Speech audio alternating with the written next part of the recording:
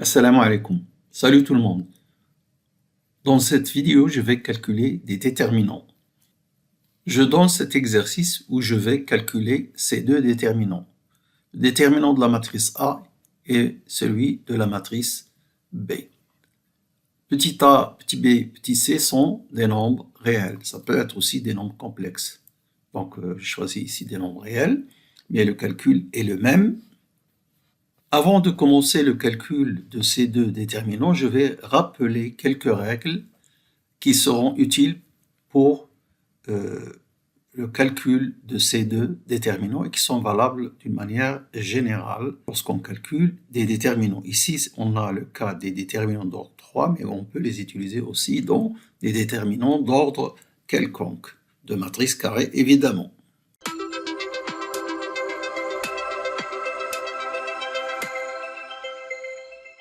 Un déterminant, il est formé de colonnes et de lignes. Si par exemple dans une colonne, un nombre k est en facteur, alors on peut le faire sortir et le déterminant initial d est égal à k fois le déterminant d' auquel nous avons enlevé le facteur k.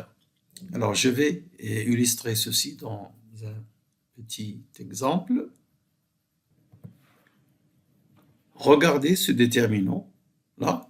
Alors, quand on met des traits, c'est des déterminants. Quand on met des sortes de crochets ici, c'est des matrices. Là, c'est un déterminant.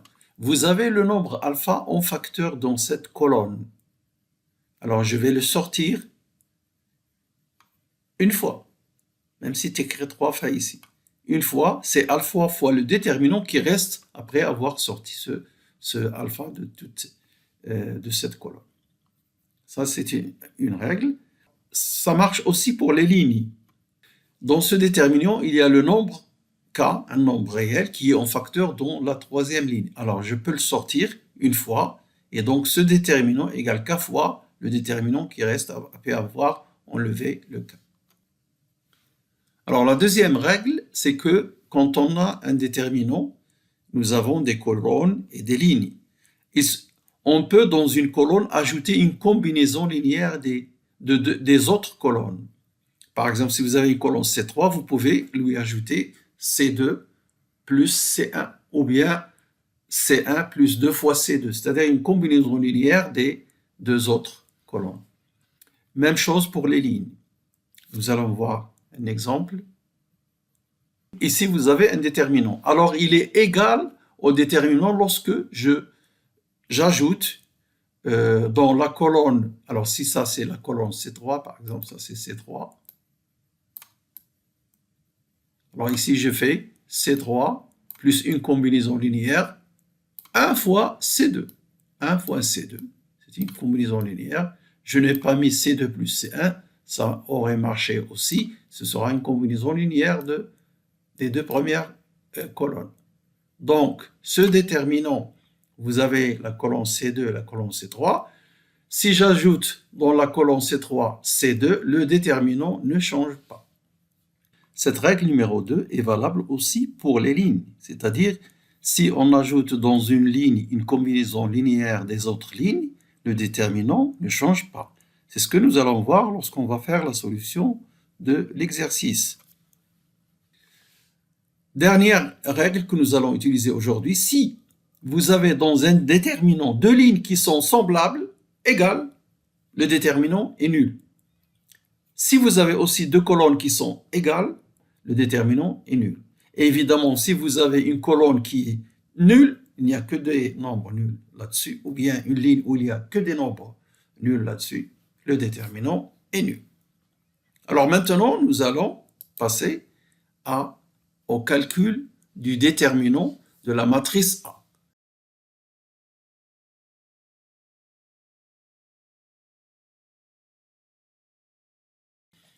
Alors, qu'est-ce que je fais? Je vais utiliser la première règle que j'ai citée, à savoir que j'ai ici 2, 2, 2 en facteur dans la colonne numéro 1. Alors, je peux le sortir et qu'est-ce qui reste? 1, 1, 1.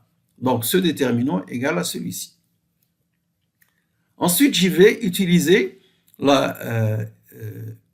la règle, je crois, numéro 2 que j'ai montré. Dans une colonne, je peux ajouter une combinaison linéaire des autres colonnes. Alors, dans la colonne 3 que vous voyez ici, si je la nomme donc C3, cette colonne, et celle-là c'est C2, ici je vais mettre C2 plus C3 tout simplement. C2 plus C3. Voilà ce que ça donne. Le 2 qui est là, je ne l'ai pas oublié, il est là. Et maintenant, regardez qu'est-ce que j'ai. Ce nombre A plus B plus C, A plus B plus C, A plus B plus C, c'est le même dans cette colonne. Donc, je peux le factoriser et qu'est-ce qui va rester? 1, 1, 1. Donc, 2A plus B plus C, le A plus B sort une fois, et il reste ici 1, 1, 1. Et du coup, je trouve une colonne qui se répète. D'après la règle numéro 3 que nous avons vue, le déterminant est nul. Voilà donc pour ce premier déterminant. Alors venons-en maintenant au déterminant numéro 2 que j'ai appelé, que nous appelons, qui s'appelle d'ailleurs, déterminant de Van der Monde, pour cette écriture particulière qu'il a. Alors les déterminants de Van der Monde peuvent être d'un ordre plus élevé, n appartenant à une étoile quelconque. Alors, qu'est-ce que je vais faire? Là, je vais vous montrer qu'est-ce que je fais, mais avec les lignes cette fois-ci. L1, ça c'est la ligne numéro 1, c'est la ligne numéro 2, et celle-là, c'est la ligne numéro 3. Alors, qu'est-ce que je vais faire? Alors, ici, L2 moins L1 devient la ligne numéro 2, c'est-à-dire je vais mettre ici L2 moins L1. Alors, 1 moins 1, c'est 0, B moins A, c'est B moins A, et B2 moins A2, B2 moins A2. Dans les explications dans les livres d'algèbre, vous allez voir ce genre de légende.